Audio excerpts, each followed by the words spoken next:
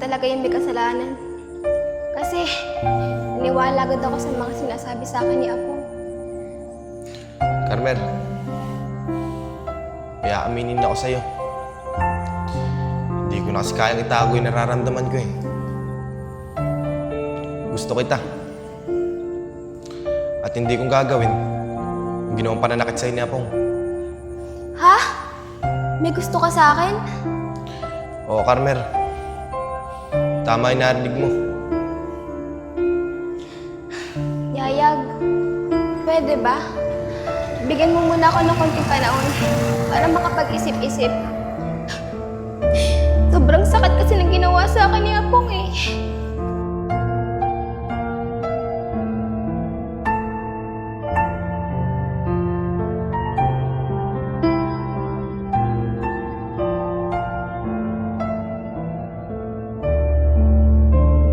Carmen, handa ako maghintay. Kahit gaano pa katagal yan. Aalis na ako sa bahay na to. Oh, Mary Joy, saan ka naman pupunta? Alis na ako dito. Ayoko na makisama sa'yo. Napakasinungaling mo. Manloloko ka pa. Wala ka naman pupuntahan eh. Tsaka baka mamaya, may mangyari sa inyo ng anak natin. Malis ka dyan, Apong. Hindi mo ako mapipigilan. Aalis ako sa bahay na to. Huwag nga, Mary Joy. Patawarin mo na ako. Ano? Patawad? Pagkatapos ng ginawa mo sa akin, tas sasabihin mo sa akin, patawad? Hindi ganun kadali yun, Apong. Ang sakit ng ginawa mo. Mary Joy, ano ba bang gusto mong gawin? Para lang mapatawad mo ako. Pangako ko sa'yo. Simula ngayon, tatama ko na yung mga pagkakamali ko. Patawarin mo lang ako, Mary Joy. Mary Joy, nagsisisi na ako kung bakit nagawa ko sa'yo yun. Kaya naman huwag ka nang umalis, oh. Kapag mo akong iwan. Apong, bitawan mo nga ako. Kung hindi ko lang talaga iniisip yung ginawa mong kabutihan sa akin, lalayasan talaga kita. At huwag kang aasa na mapapatawad agad kita, ah. Dahil dyan sa ginawa mong panloloko sa akin.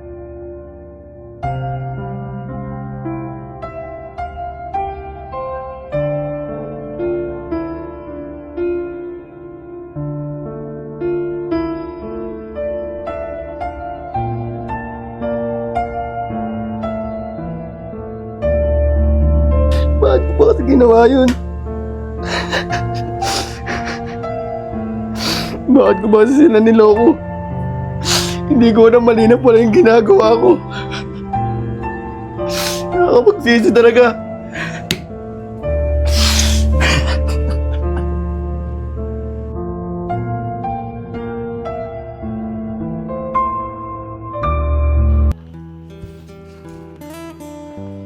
Oh, si Hayag yun. Pare! May sasabihin ako sa'yo. Kanina, nahuli ni Mary Joy si Apong tsaka si Carmer na magkasama. Pare, alam ko na yan. Dahil kanina, nakita ko si Carmen umiiyak. Awang-awa ako sa kanya. Hindi niya akalain na ganun palang gagawin sa kanya ni Apong. Pre, kung nakinig lang sana sa atin si Apong hindi mangyayari sa kanya yung ganung bagay. Kaso mo, nangyari na yun. Nasa uli talaga ang pagsisisi. Pero susubukan kong tulungan si Apong. Bukas na bukas, kakausapin ko si Mary Joy. Baka sakaling mapatawad niya si Apong. Pero, may sasabihin ako sa'yo. Sa atin lang muna to Kanina, habang kausap ko si Carmen, umamin ako sa kanya na gusto ko siya. Ano? May gusto ka rin kay Carmer? Oo pre, di ko ba alam kung bakit ako tinamaan sa kanya. Eh ano naman sabi niya sa'yo? Ayun, bigyan ko muna daw siya ng konting panahon para makapag-isip-isip. Ikaw naman kasi, ba't sinabay mo pa yung ganyang bagay? Alam mo naman problemado yung tao Sige na nga, uwi na ako. Baka inantay na ako ni Mariel Sige pre, mag-iingat ka. Sige.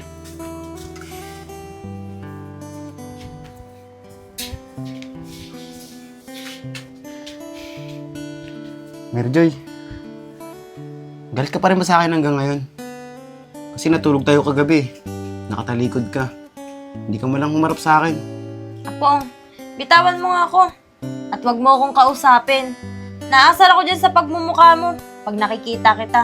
Mary Joy, kaya nga humingi ako ng tawad sa'yo eh. Para may tama ko yung mga pagkakamali ko. At bigyan mo pa ako ng isang pagkakataon para mapatunayan ko sa'yo na tama yung mga sinasabi ko at hindi na kita lolokohin. Bakit? Akala mo ba ganun lang kadali yun? Para patawarin agad kita sa mga ginawa mo sa akin? Kung baliktarin kaya natin ang sitwasyon, kung ako ang gumawa nun sa'yo, mapapatawad mo ba ako? Mary Joy, hindi na naman natin kailangan naman tong sa ganun eh. Dahil ganyan din naman ang ginawa mo kay Oscar dati. Pero wala na yun. Ang mahalaga yung ngayon. Pero kung di mo pa ako mapapatawad, okay lang. Basta, itong tatandaan mo. Hindi ko kayo iiwanan na magiging anak natin. Madali naman sabihin ng pagpapatawad eh. Pero kung gusto mo talagang maniwala ako dyan sa pinagsasasabi mo, ipakita at patunayan mo sa akin na hindi mo na talaga ako lolokohin. Sige Mary Joy, papatunayan ko sa'yo na totoo yung mga sinasabi ko.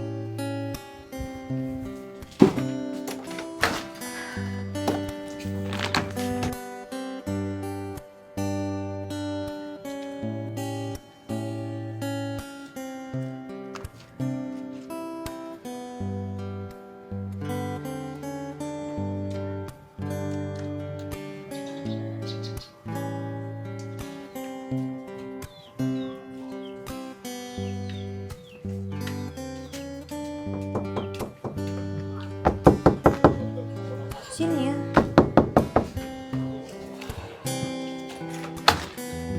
Oh, bakit ka pumunta dito? Ang kapal naman ng mukha mo. Pagkatapos mo lang din si Apong, may lakas ka pa na loob para pumunta dito.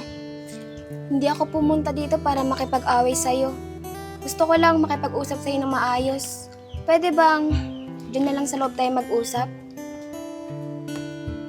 O sige, pumasok ka. Umupo ka dito.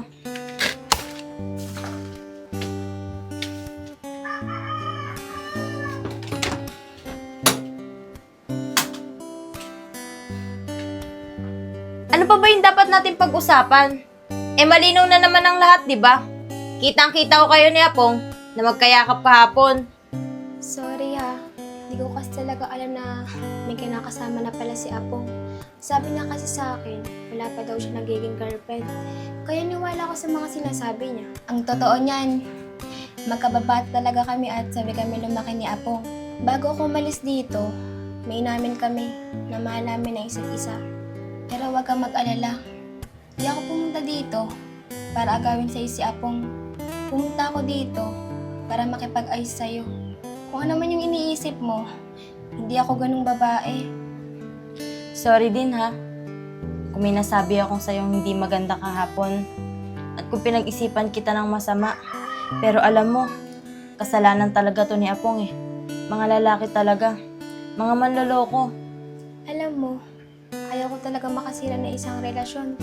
Lalo na ngayon, magkakaanak na pala kayo. O paano yan? Mauna na ako. Hindi na ako magtatagal dito. Pupuntahan pa kasi ako eh.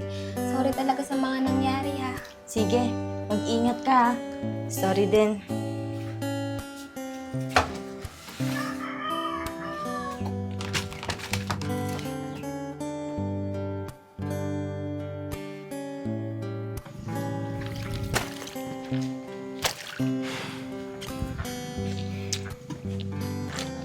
Ay, si Yayag.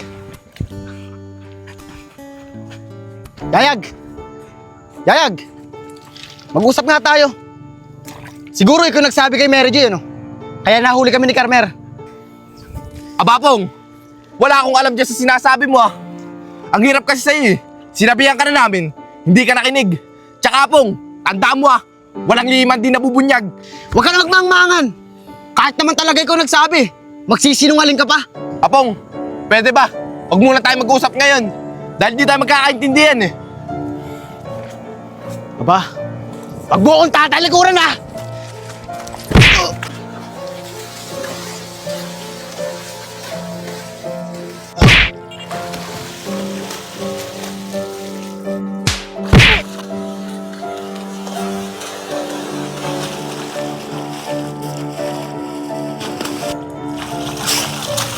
Wala kang kwenta, kaibigan!